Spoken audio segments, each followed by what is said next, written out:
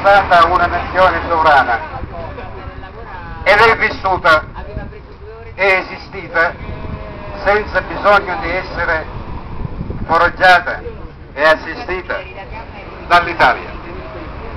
Noi siamo vissuti 600 anni senza Italia, da 150 anni l'Italia pretende di assisterci. Ma la Sicilia non è una terra povera come ci vogliono fare credere. Voi che siete di Priolo sapete che raffinate il 60% del fabbisogno nazionale.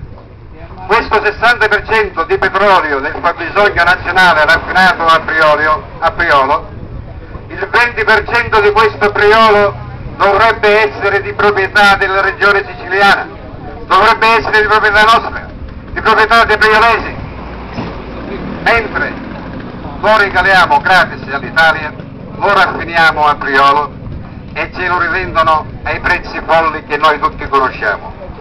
Siamo così fessi che lo paghiamo qualche centesimo in più di quello che si paga in Lombardia, nel Veneto. Non ci viene riconosciuto nemmeno il prezzo del trasporto da Priolo fino in Lombardia. Alla pompa di benzina di Priolo io compro la benzina qualche centesimo in più di quello che compro a Milano.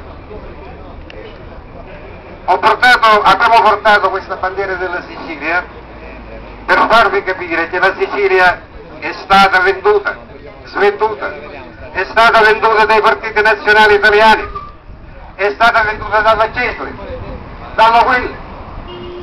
Io adesso mi chiedo, dove sono i priolesi?